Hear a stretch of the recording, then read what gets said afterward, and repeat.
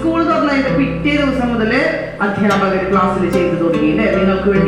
നിങ്ങൾക്ക് വേണ്ട നിർദ്ദേശങ്ങൾ, ഈ വായന മാസാചരണ സമാപനം വരെയുള്ള കാര്യം.